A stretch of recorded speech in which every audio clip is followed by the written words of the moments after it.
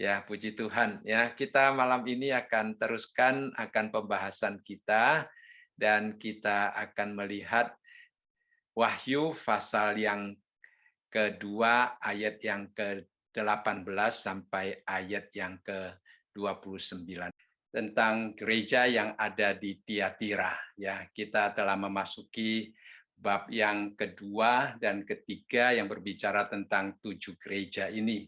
Dan Tiatira merupakan gereja yang keempat. Ya, kita melihat bagaimana gereja Efesus adalah gereja yang sudah meninggalkan kasih mereka yang mula-mula. Kemudian kita juga melihat Smyrna adalah gereja yang mengalami penganiayaan. Kemudian kita juga melihat gereja Pergamus, suatu gereja yang sempat berkompromi ya dengan ajaran-ajaran setan, ajaran-ajaran daripada Nikolaus. Dan kita juga melihat adanya kompromi yang terjadi di Tiatira. Ya, Tuhan Yesus juga menegur mereka dan juga kita melihat bahwa mereka mengabaikan akan kesempatan yang Tuhan berikan kepada mereka.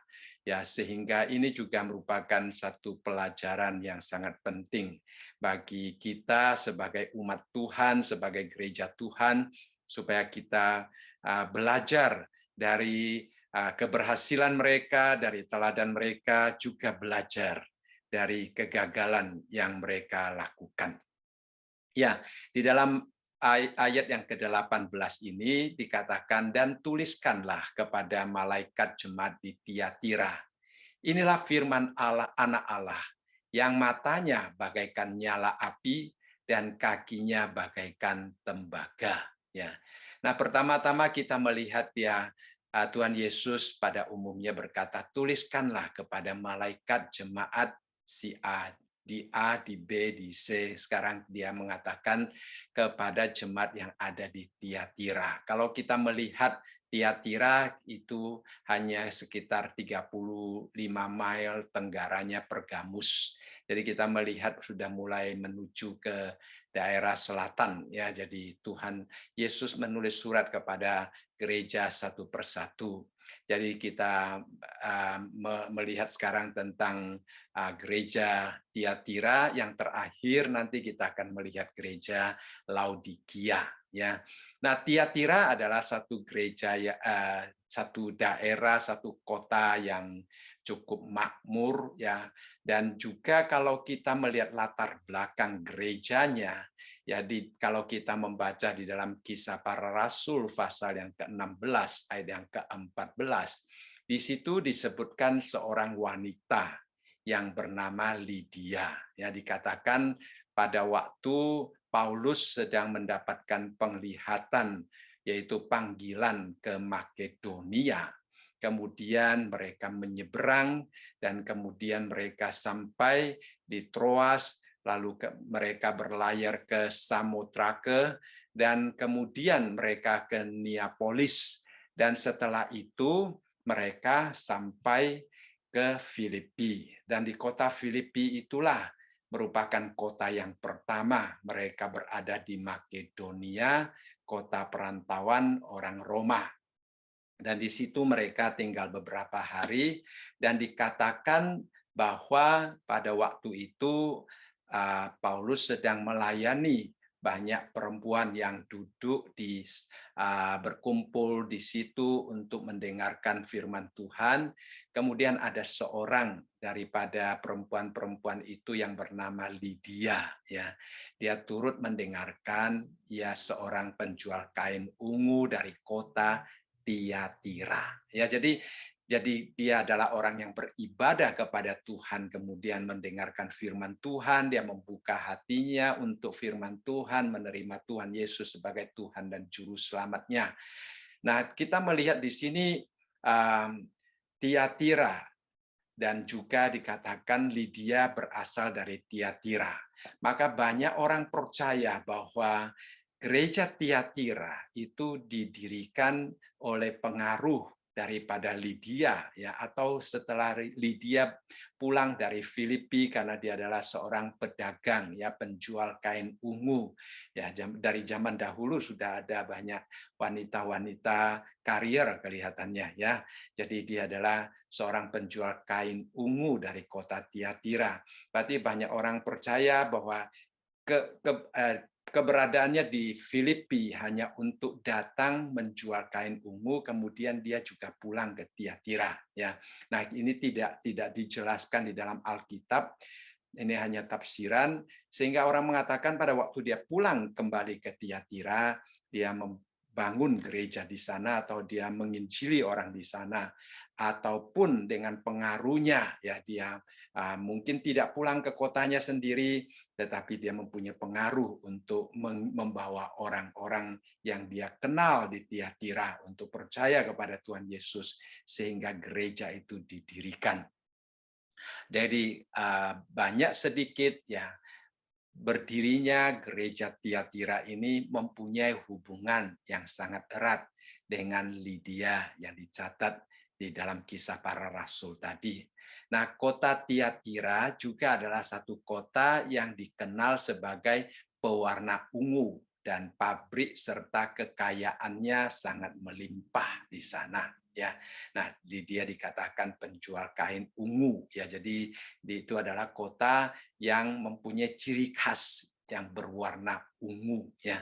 Jadi kalau kita melihat Tuhan Yesus di sini memperkenalkan dirinya, Tuhan Yesus mengatakan, inilah firman Anak Allah. Jadi pertama-tama pada waktu Tuhan Yesus memperkenalkan dirinya kepada jemaat yang ada di Tiatira, dia memperkenalkan dirinya sebagai Anak Allah, ya, sebagai Anak Allah. Kemudian dikatakan yang matanya bagaikan nyala api dan kakinya bagaikan tembaga. Jadi kita melihat kalau di dalam Wahyu pasal yang pertama, pada waktu Tuhan Yesus menampakkan diri kepada Yohanes di Pulau Patmos, Yohanes juga melihat kemuliaan Tuhan. Ya, suatu deskripsi yang luar biasa tentang Tuhan digambarkan di situ. Dan juga dibicarakan tentang matanya, tentang kakinya. Dan di sini Tuhan Yesus menggambarkan dirinya dengan dua hal yang sangat istimewa di sini, ya, yaitu sebagai Anak Allah dan juga menunjukkan tentang matanya dan kakinya, ya, bagaikan nyala api, bagaikan tembaga. Jadi itu adalah suatu penggambaran yang berhubungan dengan keadaan yang ada di Tiatira, ya. Mengapa dikatakan menggunakan istilah matanya bagaikan nyala api? Karena nantinya kita akan melihat Tuhan Yesus menunjukkan bahwa dialah yang mengenal mereka, bukan hanya secara lahiriah, tetapi juga mengenal apa yang ada di dalam hati mereka. Nah, inilah kita mengenal Tuhan Yesus. Dia bukan hanya mengenal kita secara luar, tetapi dia juga mengetahui akan keadaan-keadaan kita yang sesungguhnya, ya. Dan kakinya bagaikan tembaga, kita juga nanti akan melihat bagaimana Tuhan Yesus menunjukkan tentang kuasanya, ya. Nah, seperti pertama kali kita membahas kitab Wahyu, kita mengatakan bahwa di dalam kitab Wahyu kita tidak lagi terlalu banyak melihat Yesus sebagai anak domba, ya, bahkan dia menyatakan diri bukan sebagai anak domba, bukan lagi sebagai bayi yang di palungan, tetapi sebagai singa, ya, sebagai hakim yang menghakimi. Jadi di sini Tuhan Yesus memperkenalkan dirinya sebagai Anak Allah, menunjukkan hubungannya yang khusus dengan Allah sebagai Bapa dan Anak di dalam konsep Tritunggal. Kemudian dia juga menyatakan tentang matanya yang tajam, ya, bagaikan nyala api, kakinya yang kuat bagaikan tembaga, ya.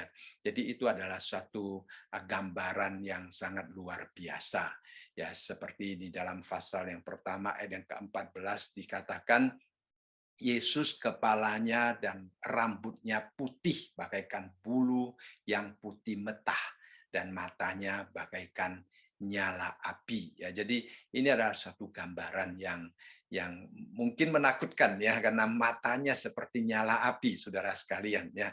Tetapi itu juga menghibur karena apa? Karena kita merasa bahwa Tuhan yang memelihara kita adalah Tuhan yang matanya seperti nyala api, sehingga kita tidak perlu takut dengan apapun juga, karena kita dilindungi oleh Tuhan yang melihat dengan sangat jelas baik diri kita, keadaan di sekitar kita, maupun rencana-rencana orang lain yang mungkin kita tidak ketahui. Ya, jadi kita menjadi lebih lega, lebih tenang, lebih berani di dalam melangkah menghadapi dunia yang penuh dengan tantangan, yang penuh dengan berbagai macam ketidakpastian, tetapi kita tahu ada mata yang seperti nyala api itu sedang melindungi kita.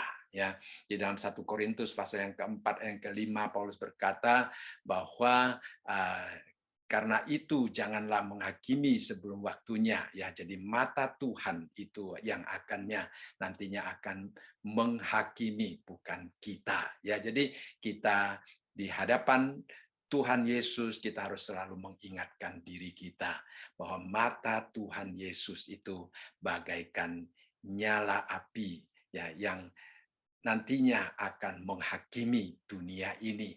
Ya, bukan hanya dengan matanya yang nyala api, tetapi dengan kakinya yang kuat, bagaikan tembaga itu. Ya, kalau kita ya seperti yang saya katakan tadi di dalam ayat yang ke-23, Tuhan Yesus juga menyatakan bahwa Dia yang menguji batin dan hati orang. Jadi matanya bagaikan nyala api menunjukkan tentang kedalaman pandangan Tuhan Yesus, bukan hanya secara lahiriah. Kalau saudara dan saya hanya bisa melihat orang secara lahiriah, bagian luar saja, tetapi Tuhan Yesus memandang seseorang secara mendalam. Kemudian kakinya bagaikan tembaga, ya kita dapat melihat referensinya di dalam ayat yang kelima dikatakan dan kakinya mengkilap bagaikan tembaga membara di dalam perapian, suaranya bagaikan desau air bah. Jadi dari sini kita melihat bahwa Tuhan Yesus menunjukkan tentang kakinya mengkilap. Ya, kalau di dalam ayat ini hanya mengatakan kakinya bagaikan tembaga. Tetapi kalau di dalam pasal yang pertama ayat yang ke-15 mengatakan tembaga itu mengkilap, membara. Ya, itu sesuatu yang luar biasa. Nah, tembaga juga merupakan materi yang sangat populer yang diproduksi di Tiatira. Ya, satu tembaga juga merupakan satu logam yang sering diasosiasikan dengan dewa Apollo. Ya, jadi itu adalah suatu maksud tertentu daripada Tuhan Yesus memperkenalkan dirinya yang kakinya bagaikan tembaga. Di satu sisi menunjukkan tentang kekuatan daripada kota Tiatira yang mengandalkan perdagangan atau produksi daripada tembaga itu di satu sisi, di lain sisi juga menunjukkan dia akan dapat menginjak dewa-dewa yang diasosiasikan dengan tembaga itu. Ya, seperti di dalam Mazmur pasal yang ke-110 ayat yang pertama, Daud menulis di sini dikatakan bahwa ia akan meletakkan kakinya ya di atas seterunya. Jadi dikatakan Allah sendiri akan menjadikan seterunya sebagai tumpuan kakinya. Ya, jadi itu adalah satu gambaran tentang kuasa, tentang kebesaran daripada Tuhan Yesus. Ya, pada waktu dia nantinya menjadi raja, datang untuk mendirikan kerajaannya. Pada hari ini manusia masih sangat tidak takut kepada Tuhan Yesus Kadang-kadang kita melihat orang menyebut nama Tuhan dengan sembarangan. Kadang-kadang kita melihat orang menertawakan Tuhan Yesus. Kadang-kadang kita menginjili orang lain, kita dihina, kita ditertawakan, ya, kita diejek-ejek. Tetapi satu hari nanti waktunya akan tiba di mana Tuhan Yesus akan menunjukkan bahwa tidak ada kesempatan lagi. Di situ orang akan menghadapi penghakiman daripada Tuhan Yesus. Ya, ada seorang berkata, kalau hari ini kita menerima Tuhan Yesus, kita akan menjadi anak Tuhan. Kalau hari ini kita tidak menerima Tuhan Yesus, satu hari nanti kita akan menjadi sasaran penghakiman Tuhan. Ya, itu adalah satu peringatan yang sangat penting bagi kita sebagai anak-anak Tuhan. Nah, kita melalui belajar daripada kitab Wahyu, kita akan mempunyai satu gambaran yang lebih komprehensif tentang siapakah Tuhan kita.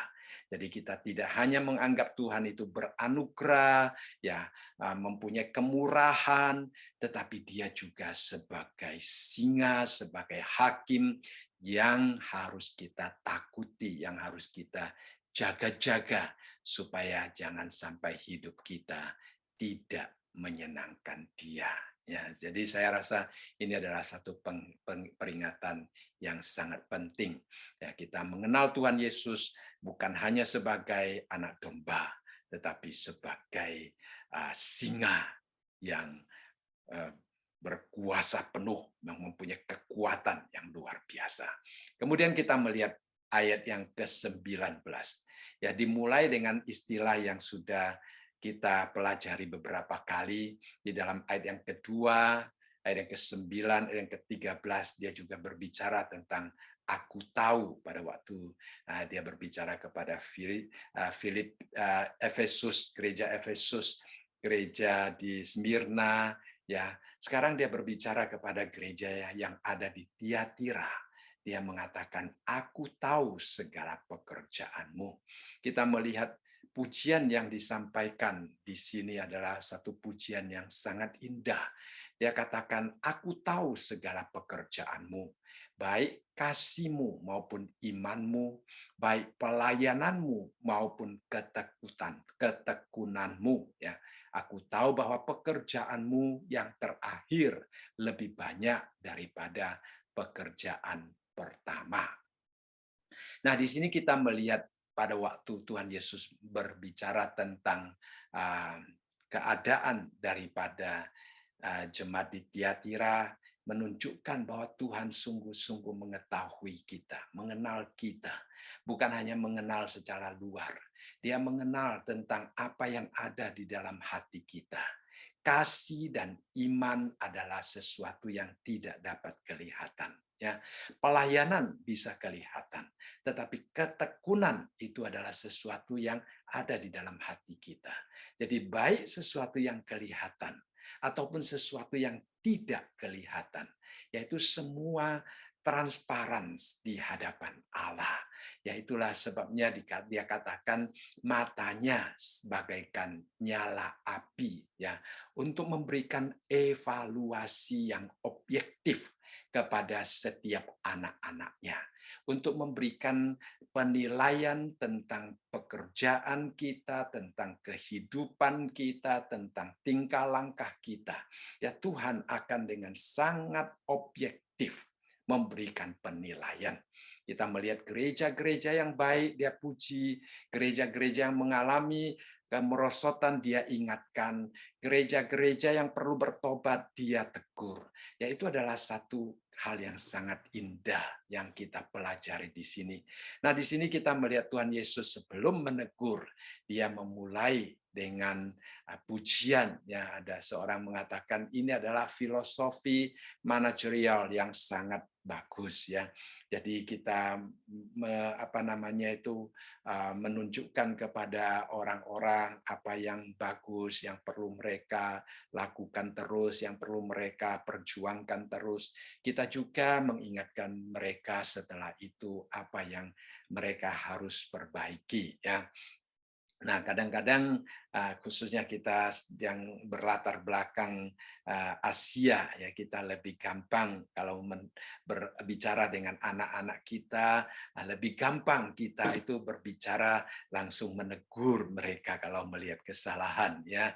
Tetapi kita belajar daripada Tuhan Yesus, kita juga melihat kebaikan-kebaikan mereka, menguatkan mereka dulu, lalu berbicara tentang apa yang perlu diperbaiki, ya. Jadi di sini Tuhan Yesus, dia setiap surat kita melihat dia memberikan kekuatan terlebih dahulu, ya. Kemudian dia menunjukkan apa yang harus diselesaikan. Nah, di sini kita melihat pekerjaan daripada Tiatira yang dipuji oleh Tuhan Yesus. Dan pekerjaan itu seperti yang kita baca di sini mempunyai 4 unsur. Saya rasa keempat unsur ini kalau dipelihara secara seimbang itu sangat penting, ya. Itu seperti meja yang kuat, ya. Lain dengan jemaat yang ada di Efesus, ya. Efesus mereka giat melayani Tuhan, tetapi karena kegiatan itulah akhirnya mereka meninggalkan kasih yang mula-mula. Nah, seorang penafsir mengingatkan kita dengan sangat penting, ya. Dia mengatakan kadang-kadang kita karena terlalu sibuk melayani, akhirnya secara sadar atau tidak sadar kita hanya menuntut supaya pelayanan itu efektif, dan bisa-bisa tuntutan itu dilakukan tanpa ada kasih. Jadi kita sadar atau tidak sadar, kasih itu bisa kita lupakan, ya.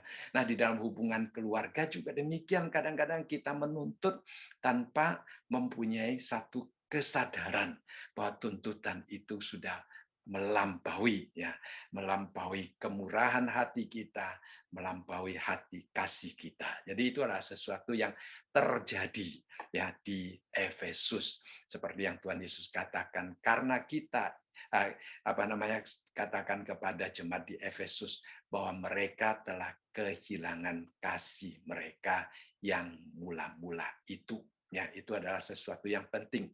Nah, jemaat, kalau kita membaca surat Efesus di dalam pasal yang kedua dan ke-10, kita juga melihat bagaimana Paulus pernah memuji jemaat yang ada di Efesus, ya. Berarti pada mulanya mereka mempunyai kasih, tetapi setelah melewati 30 tahun kemudian, pada waktu Tuhan menyatakan diri kepada Yohanes di Pulau Patmos, ya, jemaat Efesus mengalami perubahan besar. Jadi kita melihat di sini Tiatira mereka tidak demikian. Walaupun mereka giat di dalam pekerjaan, walaupun mereka giat di dalam pelayanan, tetapi kasih mereka maupun iman mereka tetap kuat dipelihara. Jadi hubungan mereka dengan Tuhan, hubungan mereka dengan sesama itu terpelihara dengan baik. Jadi kasih, iman, pelayanan, dan ketekunan itu bagaikan 4 kaki yang sangat penting untuk sebuah meja supaya dapat berdiri kokoh, ya. Jadi ini adalah 4 unsur yang dilihat oleh Tuhan Yesus pada waktu dia melihat bahwa jemaat yang ada di Tiatira pertama mempunyai kasih, kedua mempunyai iman. Dia memuji iman mereka karena iman merupakan unsur yang sangat penting di dalam kekristenan kita, ya. Kekristenan kita dimulai dengan iman dan juga dipelihara di dalam iman. Jadi iman merupakan unsur yang begitu penting. Kemudian dia memuji tentang pelayanan mereka, ya. Suatu pelayanan yang sungguh-sungguh indah, ya.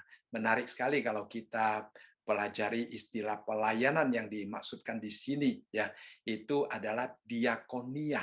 Nah, diakonia kadang-kadang kita juga hubungkan dengan istilah diaken atau diakon, ya. Jadi orang-orang yang melayani di rumah Tuhan. Ya, kadang-kadang kita melihat ada diaken-diaken, ada majelis-majelis, mereka yang begitu setia melakukan pelayanan sebelum orang datang, dia sudah mempersiapkan gerejanya, sesudah orang pulang dia masih memberes-bereskan. Ya, itu adalah satu teladan yang sangat indah. Ya, jadi pelayanan bukan hanya sesuatu yang kelihatan, tetapi juga banyak pelayanan-pelayanan yang tidak dilihat oleh manusia, tetapi Tuhan melihatnya. Ya, nah kita tahu banyak banyak banyak orang kalau kita ikut pelayanan kita tahu akan bagian-bagian itu. Tetapi banyak orang yang datang ke gereja, yang banyak jemaat yang datang ke gereja,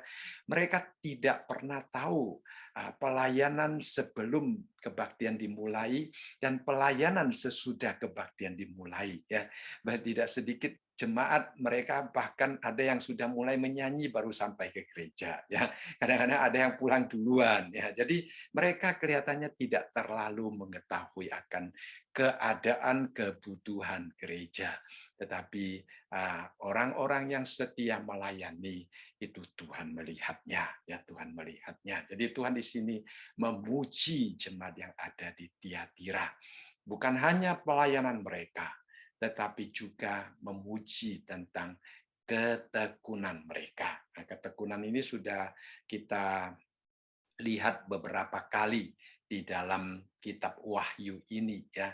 Nah, di dalam bahasa aslinya adalah hupomone, ya. Nah, hupomone ini menggambarkan tentang kemampuan untuk bertahan, ya, kemampuan untuk bertahan. Nah, kemampuan untuk bertahan ini bukan mengandalkan diri kita sendiri, ya, tetapi kemampuan untuk bertahan adalah karena kita melakukan kehendak Allah dan kita menghadapi gelombang, menghadapi tantangan, menghadapi kesulitan, sama seperti Yohanes ya dibuang ke Pulau Patmos. Tidak semua orang dapat seperti Yohanes tetap dapat bertahan di dalam imannya, bertekun di dalam imannya, ya tetap dapat berfokus kepada Tuhan sehingga menerima wahyu. Ya, kita tahu musuh membuang dia di sana supaya mati hidupnya dia berada di sana. Tetapi Tuhan tidak meninggalkan dia. Tuhan tidak membiarkan dia.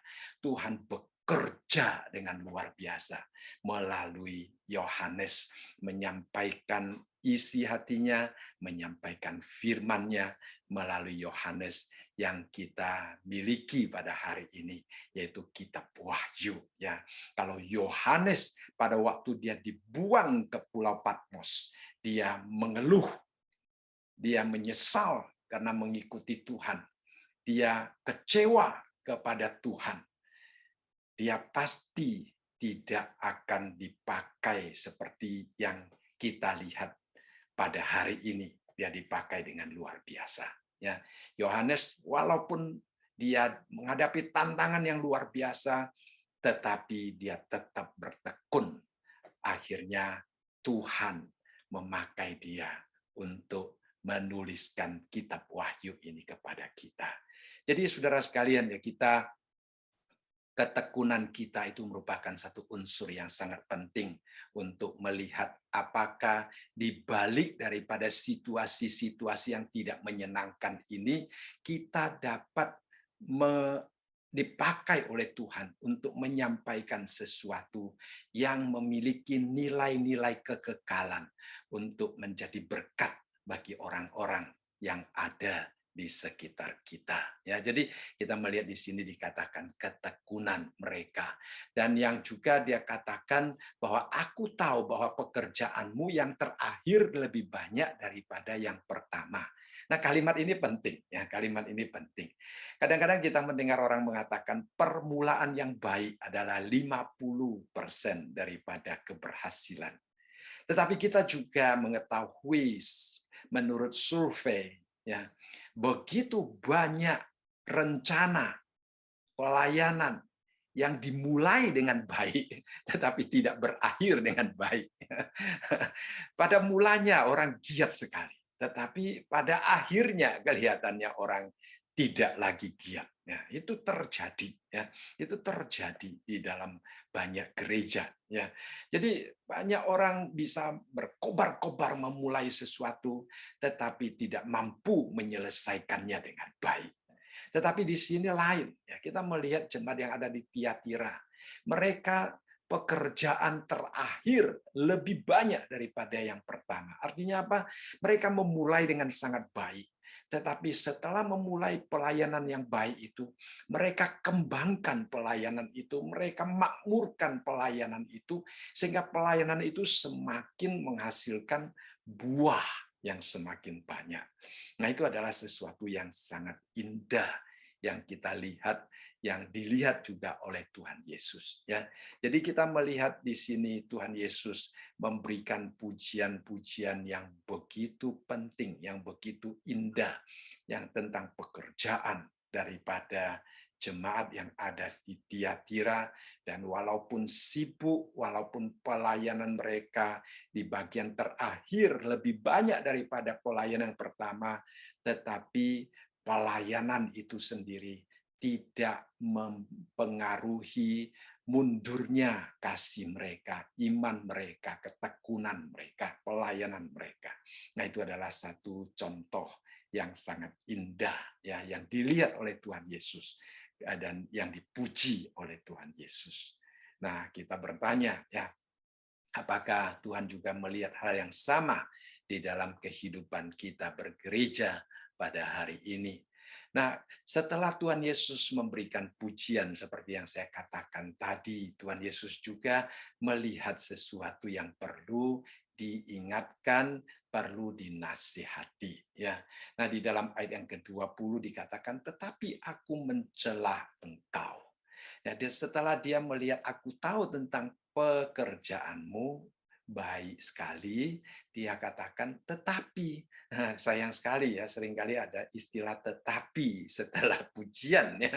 Nah, itu adalah sesuatu yang tidak menyenangkan, ya saudara sekalian. Namun ini adalah satu kasih Tuhan Yesus kepada jemaatnya, karena dia ingin memurnikan gerejanya. Ya. Itulah sebabnya dia katakan, tetapi aku mencela engkau. Nah, Tuhan Yesus mencela mereka dalam hal apa? Dia katakan, karena engkau membiarkan wanita Isabel yang menyebut dirinya nabiah, mengajar dan menyesatkan hamba-hambaku supaya berbuat zina dan makan persembahan-persembahan berhala. Nah, ini juga terjadi ya pada waktu kita membahas gereja sebelumnya, ya. Di sini terjadi lagi, dan di sini bukan Nikolaus tetapi di sini adalah Isabel, ya. Nah, seorang yang anti, ya, yang anti pelayanan kaum wanita sebagai pemimpin gereja, mereka memakai ayat ini untuk menunjukkan, lihat ya, wanita jangan menjadi pengajar katanya. Ya, tetapi kalau kita melihat di sini, ya, kembali kita melihat keadaan daripada gereja yang ada di Tiatira, ya. Ada dua wanita yang sangat berpengaruh, ya. Kalau seandainya berdirinya gereja ini mempunyai hubungan dengan Lydia, maka ada dua wanita yang berpengaruh di dalam gereja ini. Lydia adalah orang yang memberikan pengaruh yang sangat positif di dalam berdirinya gereja, di dalam kehidupan gereja. Tetapi wanita yang kedua ini adalah Isabel, ya, yang memberikan pengaruh yang begitu negatif, ya, di dalam kehidupan bergereja. Itulah sebabnya di sini Tuhan Yesus mengatakan, aku mencela engkau. Ya, mengapa? Perhatikan istilah membiarkan. Ya, istilah membiarkan. Jadi kadang-kadang kalau kita menegakkan suatu kebenaran, kita tidak menerima pandangan umum yang tidak sesuai dengan ajaran firman Tuhan, itu perlu, ya. Nah, kita melihat jemaat di sana, mereka tidak bertindak dengan tegas, yang membiarkan wanita Isabel yang menyebut dirinya nabiah, ya, dan mengajar dan menyesatkan. Ya, memang Paulus di dalam 2 Timotius pasal yang keempat, ayat yang ketiga sampai ayat yang keempat juga mengatakan, karena akan datang waktunya, orang tidak dapat datang untuk menerima ajaran sehat, tetapi mereka akan mengumpulkan guru-guru menurut kehendaknya untuk memuaskan keinginan telinganya. Jadi kita melihat ya di dalam kehidupan bergereja ada orang yang ingin memalingkan telinganya untuk mendengarkan ajaran-ajaran yang salah. Mengapa? Karena itu lebih cocok dengan hidupnya. Karena itu lebih cocok dengan keinginannya. Karena itu seolah-olah membenarkan apa yang sedang dia lakukan. Tetapi kalau orang-orang yang menegur, kadang-kadang sering kali dikucilkan, tidak disenangi. Ya, kita melihat di sini ya, mereka membiarkan ya Isabel yang pada akhirnya mendatangkan hal-hal yang sangat menyedihkan. Dua hal yang dikatakan di sini yang sangat menyedihkan adalah Tuhan mereka menyesatkan ya, menyesatkan hamba-hambaku katanya.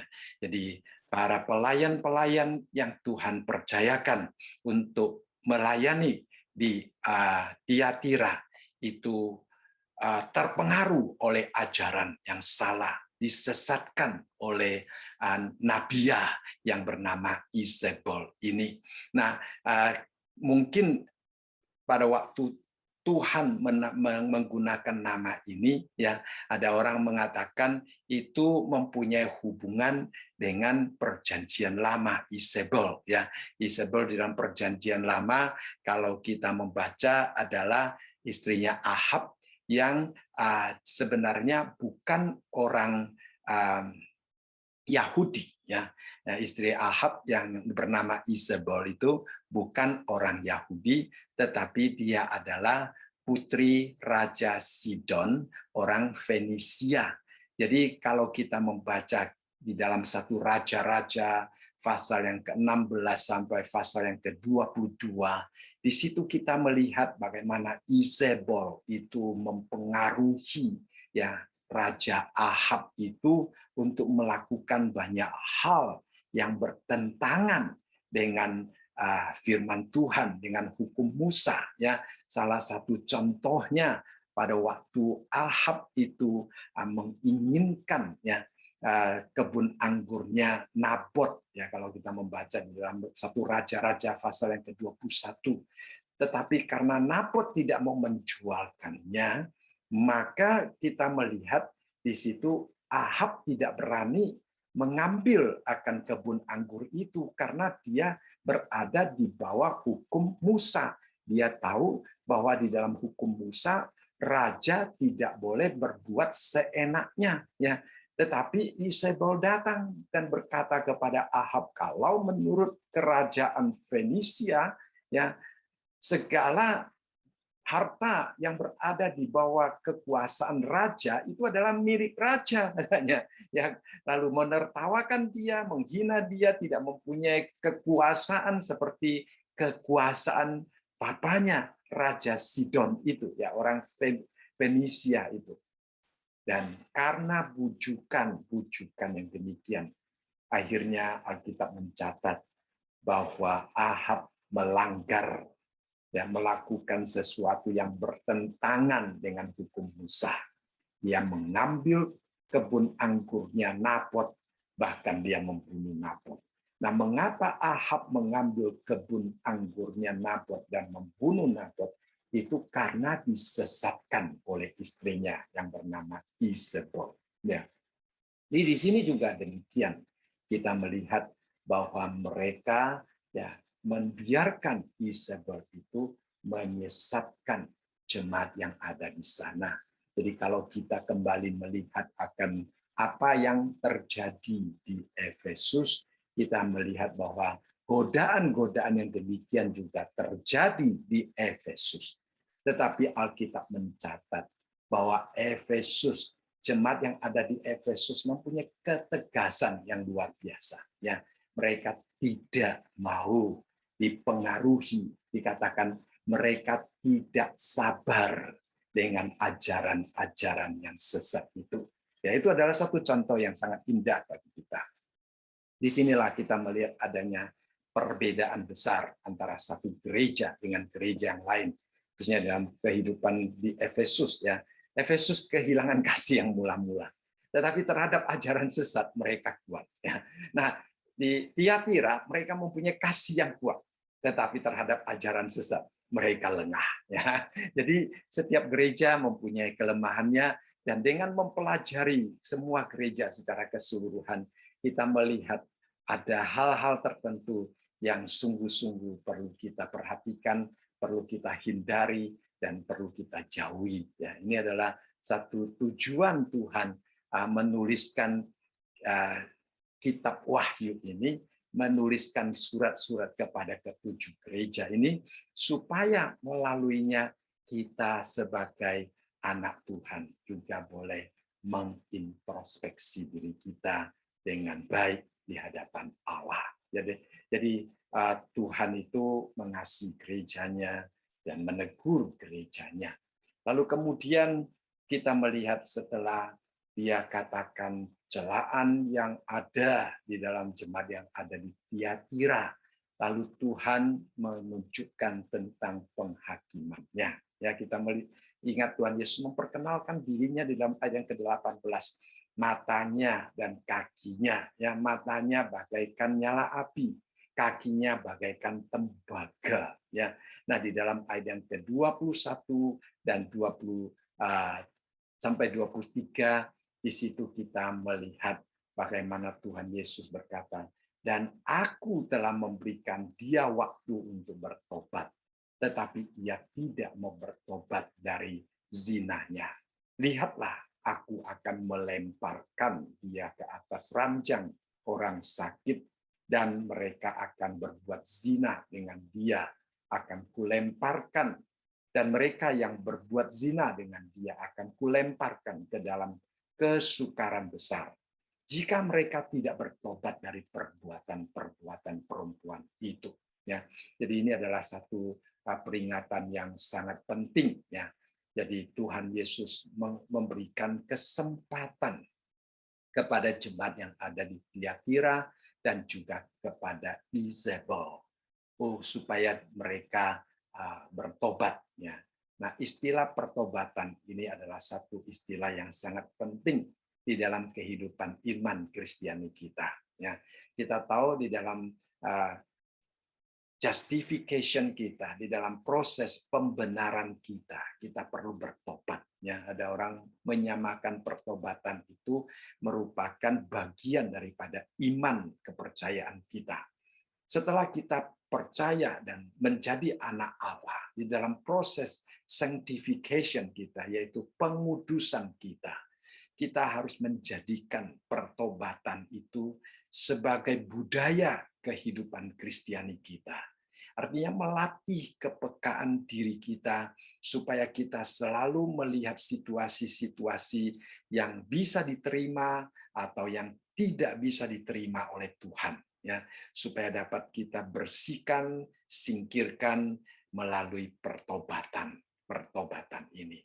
Jadi pertobatan tidak hanya diperlukan satu kali di dalam kehidupan Kristiani kita, tetapi pertobatan seharusnya menjadi lifestyle kita, ya, menjadi suatu budaya kita, melatih diri kita untuk selalu peka terhadap situasi-situasi, keadaan-keadaan yang tidak menyenangkan Tuhan. Kemudian kita melihat di sini Tuhan mengatakan dia memberikan waktu. Ya, waktu yang disebut di sini adalah kronos, di mana kita mendapatkan kata kronologi. Ya, jadi Tuhan memberikan satu masa, ya, satu jendela waktu untuk mereka bertobat. Ya, kalau kita melihat di dalam perjanjian lama, Tuhan juga selalu memberikan waktu tertentu kepada umat-Nya. Ya, jadi di sini juga demikian, kita melihat bahwa Tuhan memberikan satu jendela waktu kepada orang-orang yang ada di Tiatira. Kesempatan itu adalah kesempatan. Ya, Ya, kalau kita biasa katakan grace period, ya, satu masa-masa anugerah yang Tuhan berikan kepada orang-orang supaya bertobat. Nah, di sini Tuhan dengan sangat jelas menunjukkan bahwa Dia memberikan waktu, ya, jendela kronologi ini kepada jemaat yang ada di Tiatira supaya mereka mau berubah, bertobat. Akan tetapi dia katakan lihatlah, ya, lihatlah. Mengapa dia mengatakan lihatlah? Karena kalimat yang sebelumnya mengatakan tetapi ia tidak mau bertobat dari zinanya. Karena dia tidak bertobat, tidak berubah, tidak mengakui diri salah, ya, malah mungkin menyalahkan orang lain, ya, mungkin mereka menyalahkan orang yang tidak mau mengikuti mereka, ya, kadang-kadang hal ini bisa terjadi, ya. Jadi itulah sebabnya Tuhan Yesus perlu menunjukkan kuasanya, ya. Dia mengatakan aku akan melemparkan dia ke atas ranjang orang sakit. Jadi kita melihat di sini satu hukuman daripada Tuhan, ya. Tuhan memberikan waktu, manusia tidak menghargai, maka dia disinilah Tuhan menyampaikan berita tentang apa yang akan dia lakukan terhadap orang-orang yang tidak menghargai dia. Ya, jadi kita harus belajar menghargai, ya, akan kasih Tuhan, menghargai akan kemurahan Tuhan, menghargai akan waktu yang Tuhan berikan kepada kita. Kemudian di dalam ayat yang ke-23 dikatakan, dan anak-anaknya akan kumatikan. Nah, kita teringat dengan apa yang terjadi pada Daud, ya. Nah, kita di sini melihat anak-anaknya akan kumatikan dan semua jemaat akan mengetahui bahwa akulah yang menguji batin dan hati orang, dan bahwa aku akan membalaskan kepada kamu setiap orang menurut perbuatannya. Jadi di sini Tuhan ingin menunjukkan tentang kesetiaannya, tentang keadilannya, ya. Dia akan membalas sesuai dengan perbuatan seseorang. Mungkin saat ini belum dibalas, ya. Kadang-kadang kita melihat ada orang dengan pepatah mengatakan ada ubi, ada talas, ya, ada budi, ada balas. Kalau belum dibalas, waktunya belum tepat, ya. Waktunya tiba, segalanya akan terbalas, ya, saudara sekalian. Jadi kita melihat di sini, ya, Tuhan akan membalas sesuai dengan perbuatan masing-masing orang. Jadi hari ini kita tidak perlu khawatir, tidak perlu merasa tidak nyaman kalau melihat orang melakukan sesuatu yang jahat terhadap kita, tetapi mereka belum dibalas, ya tidak perlu takut karena Tuhan mempunyai waktu.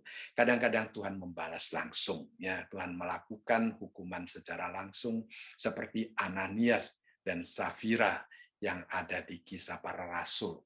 Ya, tetapi kadang-kadang Tuhan juga menunjukkan kasih-Nya. Tuhan menghajar mereka, tetapi menghajar dengan kasih. Ya, seperti yang dikatakan di dalam Ibrani pasal yang ke-12 ayat yang ke-6, karena Tuhan menghajar orang yang dikasihinya dan ia menyesah orang yang diakuinya sebagai anak. Ya, jadi kadang-kadang kita disesah oleh Tuhan. Kadang-kadang kita dihajar oleh Tuhan. Itu demi kebaikan kita. Karena Tuhan masih menganggap kita sebagai orang yang Dia kasihi, ya, sebagai orang yang diakuinya sebagai anak. Jadi di sini Tuhan memberikan kesempatan kepada mereka, tetapi setelah kesempatan itu berlalu, maka Tuhan akan bertindak terhadap mereka. Ya, itu adalah satu hal yang perlu selalu kita ingat di hadapan Tuhan, ya. Karena Dia adalah Tuhan yang menguji, ya, hati dan batin seseorang, seperti apa yang terjadi pada Kain dan Habel, ya. Kita mengetahui bahwa Kain itu marah terhadap adiknya, ya. Tidak seorang pun tahu bahwa Kain itu sedang marah. Bahkan adiknya pada waktu dibujuk pun tidak tahu kalau kakaknya sedang marah terhadap dia. Nah, itu menakutkan saudara sekalian ya. Kadang-kadang ada orang yang marah terhadap kita, kita tidak tahu ya. Dia sudah merencanakan sesuatu yang mencelakakan kita, kita masih tetap tidak tahu ya. Manusia tidak tahu, tapi Tuhan tahu ya. Tuhan tahu. Di dalam Kejadian pasal yang keempat dan yang ketujuh dikatakan bahwa Tuhan berbicara kepada Kain ya, apakah mukamu tidak akan berseri jika engkau berbuat baik? Tetapi jika engkau tidak berbuat baik, dosa sudah mengintip di depan pintu. Ia sangat menggoda engkau, tetapi engkau harus berkuasa atasnya. Jadi dosa yang menggoda Kain di sini adalah kecemburuan Kain terhadap adiknya yang mendorong Kain untuk membunuh adiknya. Sebelum dia melakukan semuanya itu, Tuhan sudah tahu, ya Tuhan membaca hatinya, Tuhan membaca pikirannya, Tuhan mengingatkan dia bahwa itu sesuatu yang salah. Tetapi sangat disayangkan, walaupun Kain sudah diingatkan, dia tetap tidak mendengarkan. Akhirnya dia tetap melakukan sesuai dengan apa yang mendorong dia. Ya, dia izinkan dosa yang mengintip. Dikatakan di situ dosa itu mengintip di depan pintu. Ya, di depan pintu yang dimaksudkan di sini adalah dosa itu sedang berusaha untuk menguasai dia.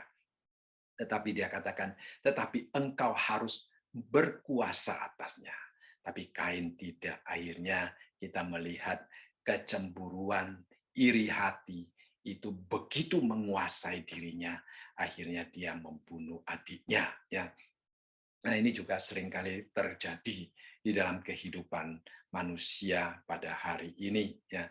Jadi kita melihat di sini Tuhan memberikan waktu, Tuhan memberikan peringatan, tetapi karena mereka tidak mau mendengarkan, akhirnya Tuhan menyatakan hukumannya. Lalu di dalam ayat yang ke-24, ya dikatakan, tetapi kepada kamu, siapa yang dimaksudkan dengan kamu? Nah, yaitu orang-orang lain di Tiatira yang tidak mengikuti ajaran itu. Jadi kita melihat di situ ada sebagian orang, mereka mengikuti ajaran Isabel. Tetapi ada sebagian orang, mereka tidak mengikuti ajaran Isabel. Kalau mereka yang mengikuti ajaran Isabel, itu akan dihukum oleh Tuhan.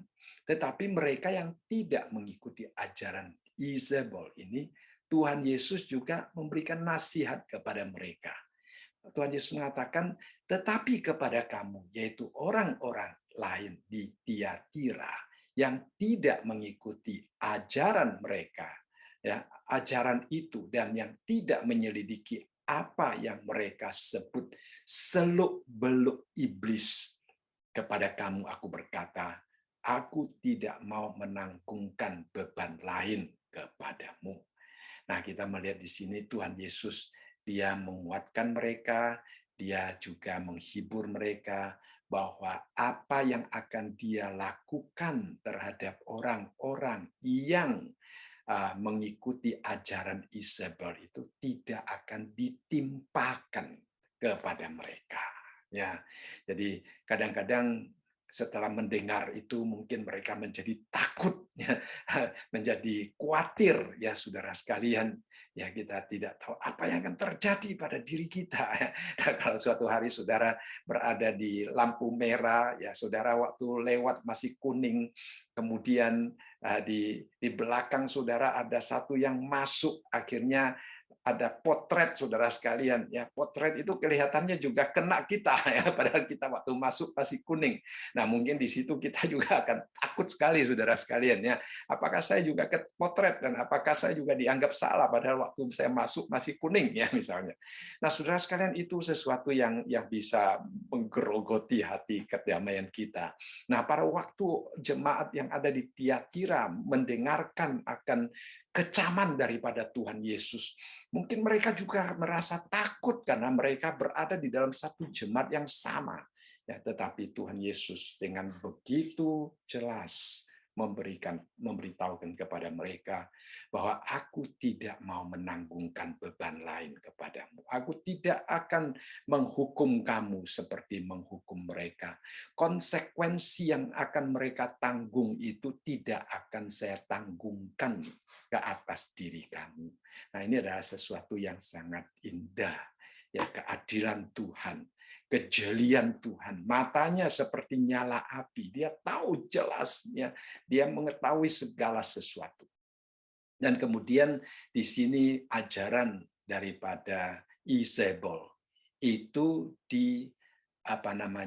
disamakan dengan istilah seluk beluk iblis, ya. Jadi kita tahu iblis mempunyai doktrinnya, iblis mempunyai ajarannya, iblis mempunyai kerajaannya, ya. Kita tahu ada okultisme, ya, ada sesuatu kuasa kejahatan, ya, daripada iblis itu bekerja di dalam dunia ini, ya. Seluk beluk iblis, ya. Iblis seperti singa yang mengaum-ngaum, yang berjalan berkeliling untuk mencari mangsa yang dapat diterkam, ya. Jadi seluk beluk daripada iblis itu dilakukan, ya, di dalam gereja juga, ya, sehingga Tuhan Yesus melihatnya dengan sangat jelas. Tetapi Tuhan Yesus juga memberikan penghiburan, kekuatan kepada jemaat yang ada di Tiatira, supaya mereka yang tidak ikut menyelidiki apa yang mereka sebut seluk-beluk iblis itu, mereka akan tetap dipelihara oleh Tuhan. Yang Tuhan tidak akan menanggungkan beban kepada mereka. Dan di dalam ayat yang ke-25 dikatakan, tetapi apa yang ada padamu, peganglah itu sampai aku datang. Ya, iman mereka, kasih mereka, pelayanan mereka, ketekunan mereka yang kita lihat di dalam ayat yang ke-19 tadi itu, yang merupakan pujian daripada Tuhan Yesus kepada jemaat di Tiatira itu. Tuhan Yesus katakan, peganglah itu, ya. Tetaplah setia. Tetaplah nyatakan kasihmu, imanmu, pelayananmu, dan juga ketekunanmu, ya. Itu adalah sesuatu yang sangat indah, ya, yang Tuhan Yesus ajarkan. Nah, di dalam Yeremia pasal yang ke-6 ayat yang ke-16 dikatakan, beginilah firman Tuhan, ambillah tempatmu di jalan-jalan dan lihatlah, tanyakanlah jalan-jalan yang dahulu kala, di manakah jalan yang baik, tempuhlah itu. Dengan demikian jiwamu mendapat ketenangan. Tetapi mereka berkata, kami tidak mau menempuhnya. Kadang-kadang ada orang yang tidak ingin mendengarkan firman Tuhan. Tetapi di sini Tuhan Yesus menasihatkan kepada jemaat yang ada di Tiatira bahwa mereka harus selalu berpegang pada ajaran, pada ketekunan mereka. Mereka harus selalu hidup bersandar kepada Tuhan. Ya, jangan seperti kebanyakan orang yang tidak ingin melakukan apa yang Tuhan inginkan kepada mereka. Ya, jadi hari ini kita melihat bagaimana jemaat Tiatira, ada sebagian orang mereka hidup di dalam kesalahan, ada sebagian orang mereka hidup di dalam pimpinan Tuhan, di dalam pemeliharaan Tuhan, dan mereka tetap bertekun kepada firman Tuhan. Kemudian di dalam ayat yang ke-26 sampai ayat yang ke-28, Tuhan Yesus kembali merupakan satu kebiasaan atau satu cara Tuhan Yesus menguatkan jemaatnya. Dia katakan, dan barang siapa menang dan melakukan pekerjaanku sampai kesudahannya. Ya, tadi dia katakan, yang engkau pegang, yang engkau miliki, peganglah itu. Jadi dia katakan, kalau orang yang memegang, melayani sampai pada kesudahannya, yaitu sampai pada Tuhan Yesus datang, kepadanya akan kukaruniakan kuasa atas bangsa-bangsa. Nah, saudara sekalian, ini adalah satu kuasa yang luar biasa yang Tuhan akan berikan kepada umat-Nya. Dan Ia akan memerintah mereka dengan tongkat besi, Mereka akan diremukkan seperti tembikar tukang periuk, sama seperti yang ku terima dari Bapakku, dan kepadanya akan ku karuniakan bintang timur. Jadi kita melihat di sini ya, Tuhan Yesus memberikan janji kepada mereka yang menang. Berulang kali kita katakan mereka yang menang, sebenarnya setiap orang Kristen adalah pemenang, karena kemenangan yang kita raih bukan mengandalkan kekuatan diri kita sendiri. Tetapi di dalam kemenangan itu kita melihat juga ada orang yang mungkin melakukannya lebih baik sehingga mendapatkan pujian, tetapi tidak ada hubungan dengan keselamatan, cuma akan berhubungan dengan pahala yang akan Tuhan sediakan, yang akan Tuhan berikan kepada mereka. Ya. Jadi di sini Tuhan Yesus mengatakan kepadanya akan diberikan kuasa untuk memerintah bangsa-bangsa yang ada di dalam dunia ini. Ini adalah suatu kekuasaan yang sangat luar biasa yang Tuhan percayakan. Kemudian dikatakan kepadanya akan kukaruniakan bintang timur, ya. Nah, kalau kita membaca di dalam Alkitab, bintang timur yang dimaksudkan di sini adalah Tuhan Yesus sendiri, ya. Jadi Tuhan Yesus adalah bintang timur. Bintang timur adalah bintang fajar, artinya bintang yang tetap berada di saat-saat kegelapan yang paling gelap, bintang yang sebelum matahari terbit tetap berada di situ. Ya, jadi Tuhan Yesus akan menaungi, akan melindungi umatnya di tengah-tengah kegelapan zaman. Ya, dunia di dalam kehidupan keagamaan, di dalam kehidupan moral, di dalam segala situasi bisa menghadapi masa-masa kegelapan. Ya, masa-masa kegelapan. Tetapi Tuhan Yesus adalah bintang timur yang akan senantiasa memancarkan sinarnya. Ya, satu bintang timur. Ada orang mengatakan bintang timur itu menunjukkan Tuhan Yesus seperti bintang yang memimpin orang Majus untuk mencari Tuhan Yesus. Ya, ya, bintang yang dipakai ya oleh Tuhan pada waktu itu untuk memperkenalkan dirinya. Nah, hari ini dia juga katakan kepadanya dikaruniakan bintang timur, ya. Jadi itu adalah satu wujud ataupun satu penyataan tentang siapakah Yesus di dalam hubungannya dengan kita, di dalam perjalanan iman kita yang mungkin menghadapi banyak tantangan, yang mungkin menghadapi malam yang gelap, malam yang sulit untuk berjalan, tetapi disitulah Tuhan akan menopang kita. Ya, itu adalah hal yang sangat penting. Dan di dalam ayat yang terakhir di sini kita melihat sekali lagi Tuhan Yesus berkata, siapa bertelinga? Ya, kita semua bertelinga, tetapi belum tentu semua orang bertelinga mendengar. Kadang-kadang kita bertelinga tetapi belum tentu mendengar. Tetapi dia katakan, siapa bertelinga, hendaklah ia mendengarkan apa yang dikatakan Roh kepada jemaat-jemaat. Ya, jadi itu adalah satu peringatan yang sangat penting. Ya, Roh Kudus berbicara kepada jemaat Tuhan. Ya, baik di masa lalu, di masa-masa sekarang, Roh Kudus akan terus berbicara baik kepada jemaat secara individual maupun berbicara kepada jemaat secara kolektif. Ya. Nah, kita harus melatih diri kita, kepekaan kita, supaya kita sungguh-sungguh mendengarkan suara Tuhan. Kadang-kadang kita mendengar, ya sepertinya mendengar, tetapi tidak mendengar. Ya, itu harus hati-hati. Tapi kalau kita sungguh-sungguh memberikan perhatian, ya kita pasti akan mengerti apa yang Tuhan bicarakan dan kemudian akan mendatangkan berkat di dalam hidup kita. Ya, jadi sebagai kesimpulan kita melihat jemaat yang ada di Tiatira, ya kebaikan-kebaikan mereka yang dipuji oleh Tuhan, biarlah juga merupakan sesuatu yang kita pegang terus ya.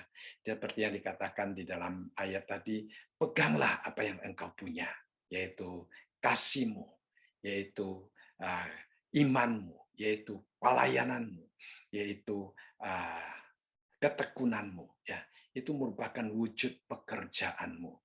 Itu pegang terus sampai Tuhan datang.